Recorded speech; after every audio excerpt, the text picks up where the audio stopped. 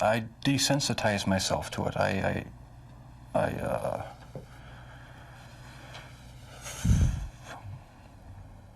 don't know, I went to great lengths. He is pure evil, but you'd never know it by looking at him. But when you hear him, that's another story. His killing field was Milwaukee, and he got away with murder for more than a decade. But how could any of this happen? For the first time ever, Nancy Glass is here inside the world of Jeffrey Dahmer. Bill, when I sat down opposite Jeffrey Dahmer for this interview, I wondered what he would tell me, how hard it would be to get him to discuss his horrific crimes. What I found was that he was very forthcoming. He volunteered details that may be difficult to hear. I began by asking what he wanted from the men he picked up. I had these obsessive desires and thoughts wanting to control them, to, I don't know how to put it, possess them permanently. And that's why you killed them? Right, right. Not because I was angry with them, not because I hated them, but because I wanted to keep them with me.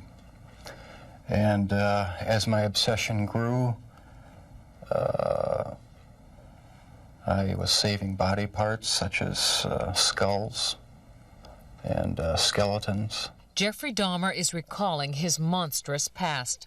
Almost 2 years ago, in this little apartment in Milwaukee, police discovered the grisly remnants of one of the most horrible crime sprees in American history. Jeffrey Dahmer, an unassuming chocolate factory worker, would eventually confess that he had seduced, murdered, and dismembered 17 young men. He even ate some of his victims' body parts. He instantly became the center of worldwide media attention, a serial killer unmasked. There were protests and press conferences in Milwaukee as people tried to understand how this could have happened in their midst. How did Jeffrey Dahmer get away with murder after murder for 13 years? How did a boy born into a hard-working middle-class family turn into the worst kind of monster imaginable? In this exclusive interview, we put those questions to Jeffrey Dahmer himself. We met with him at the maximum security prison where he is serving his sentence of 999 years. For the first time, he talks about his crimes and gives us a chilling look inside the mind of a serial killer. It's a process. It doesn't happen overnight. When you depersonalize another person and view them as just an object for pleasure instead of a living, breathing human being, it seems to make it easier to do things you shouldn't do. The reason why Jeffrey Dahmer was able to get away with his crimes was because of just what you are seeing here. Jeffrey Dahmer is intelligent and articulate. That is what makes him so frightening. But if you listen carefully to his words throughout this interview, you realize it is a thin disguise. You do sound, though, like the kind of person who could have said to himself, "This is wrong. I must stop." I always knew that it was wrong, but after the first killing was not planned.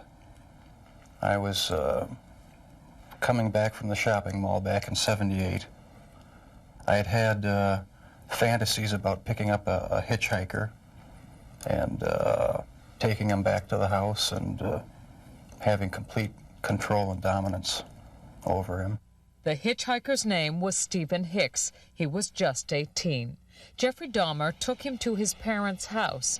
There he strangled him with a barbell. He dismembered the body and hid it in a drain pipe. It was Jeffrey Dahmer who gave those details to the police in his confession.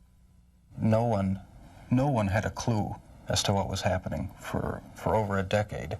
During that time, Jeffrey Dahmer joined the Army and was sent to Germany. He was eventually discharged for a drinking problem and returned to Ohio.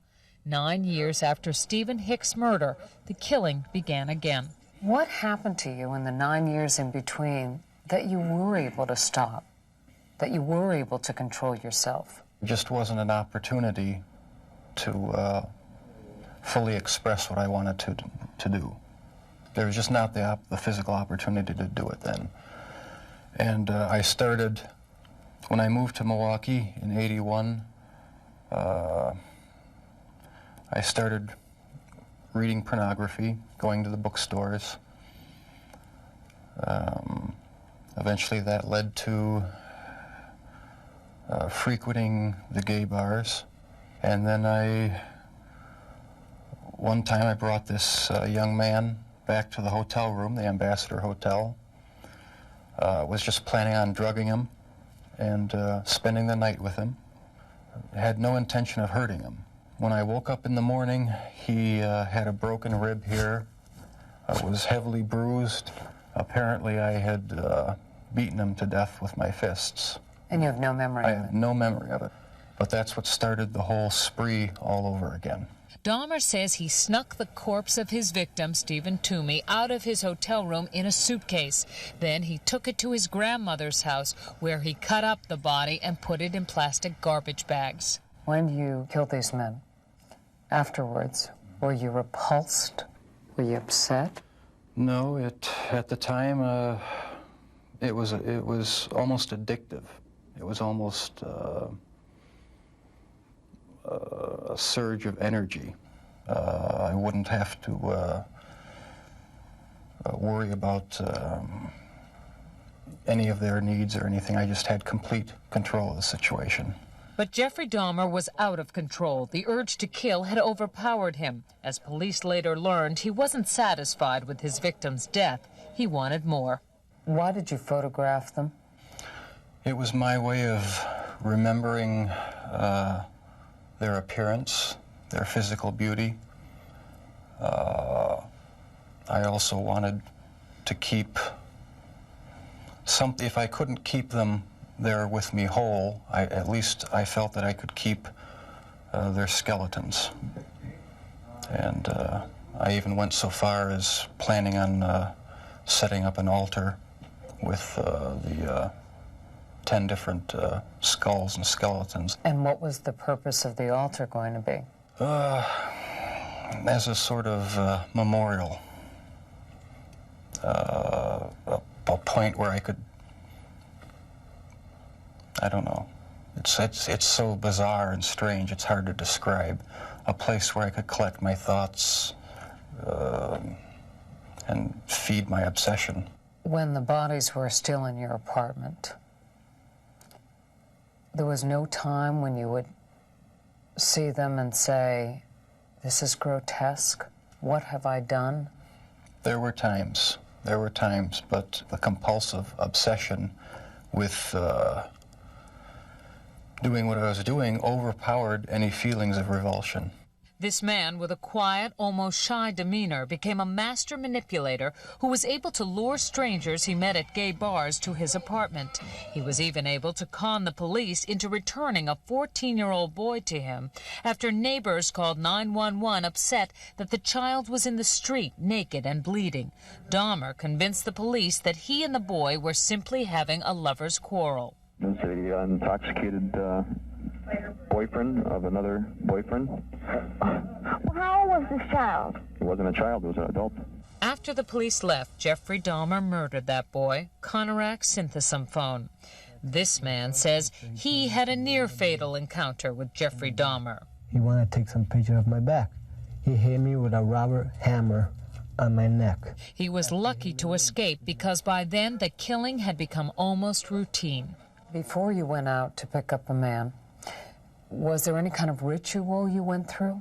I'd go to the nightclubs, drink, watch the striptease shows, and if I didn't meet anyone at the bars, I'd go to the bath clubs and meet someone there, offer them money, and we'd go back to the apartment, have a few drinks. I'd have the sleeping pill mixture already prepared. Person would drink it, fall asleep, and that's when they would be strangled. Watching the movie Exorcist III was also part of his ritual. It put him in the mood for murder. I felt so hopelessly evil and perverted that that I actually derive a sort of pleasure from watching that tape. Did you like feeling evil? No, I didn't. But I had tried to overcome the thoughts, and it worked for a while, but eventually I gave in. While Jeffrey Dahmer may say things today that make it seem like he understands what went on in his mind, he does not. All he can do is tell you what happened, but he cannot stop whatever it is that drove him to kill in the first place. Do you still feel those same urges? Do you still feel that compulsion, that obsession? I wish I could say that it just left completely, but no, there are times when I still do have the old compulsions. Jeffrey Dahmer says as time went on, his mind became more and more warped, and yet he was clever enough to continue to elude police and lure young men to his apartment. We should warn you, the details are very graphic. I started having these obsessive thoughts when I was about 15 and 16, and they got worse and worse. What were your fantasies about? They were sexual fantasies of control, power, complete dominance. They became reality. Was there pleasure in that fantasy? There was excitement, fear, pleasure, all mixed together. Jeffrey Dahmer fulfilled his fantasies by murdering and dismembering 17 young men. In time, his desires became more extreme, his deeds more grotesque. Listen to him talk about the most unnatural things in the most matter-of-fact of ways. That's when you realize that none of it has touched him. I was branching out. That's when the cannibalism started, eating of the heart and the arm muscle. It was a way of making me feel that they were a part of me. At first it was just curiosity, and then it became compulsive. Then I tried to keep the person alive by inducing a zombie-like state. By injecting first dilute acid solution into their brain or hot water, and it never did completely work. Could someone like you be stopped? Could you be helped? No, I was dead set on going with this compulsion. It was the only thing that gave me any satisfaction. He became so warped by his evil impulses that he even took a victim's head with him to work at the Ambrosia chocolate factory. I kept the mummified head and skull of one of the victims in a carrying case in my locker at work. Were you almost flaunting it? Yes, but that's how strong the compulsion was. That's how bizarre the desire was. I wanted to keep something of the person with me. Jeffrey Dahmer exhibited some disturbing behavior early on. He began drinking heavily as a teenager, dropped out of college, was arrested for indecent exposure, disorderly conduct, and fondling a 13-year-old boy. Tragically, one of his murder victims would be that boy's brother. Do you know what started it? Was there any kind of incident that you can remember? To this day, I don't know what started it. And the person to blame is sitting right across from you. That's the only person. Not parents, not society, not pornography. I mean, those are just excuses. His macabre 13-year crime spree finally ended when this man, Tracy Edwards, brought the police to the infamous apartment. Like the others, he had gone there with the promise of money. He was listening to my heart, because at a point he told me he was going to eat my heart at that point. I hit him, and I ran. What was the turning point for you that made you suddenly realize that you had done something terribly wrong, something you should be sorry for? It was the night of the arrest. I have no memory of what happened during the 6 hours before the last victim ran out of the apartment. I heard a knock on the door, and the police were there with the last victim. They asked me where the key was to the handcuffs. My mind was in a haze. I sort of pointed to the bedroom, and that's where they found the pictures. And they yelled, "Cuff him." And I was handcuffed, and it was just the realization that there was no point in trying to hide my actions anymore. The best route was to help the police identify all the victims and just make a complete confession. When it was revealed that most of the victims were black or homosexual, people in Milwaukee were incensed. Many felt that was why he went after them and why the police didn't seem to care when their families reported them missing. 10 of your 17 victims were black. Were they racially motivated It was crimes? not racially motivated. It was not sexual preference. It was just to find an obsession with the best-looking young man I could find. While you just heard him say that his sexual preference had nothing to do with the killings, he has not come to terms with his homosexuality. Never understood it. There was no use trying to fight it because I couldn't rid myself of it. It was too powerful and persistent. Do you dislike it? Yes, it's caused a lot of problems for me. A lot of conflicts and unanswered questions.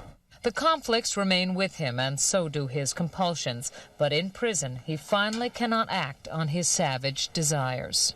If you were out on the street now, would you still be committing the crimes? Probably. If this hadn't happened, there's no doubt I probably would be. I can't think of anything that would have stopped me.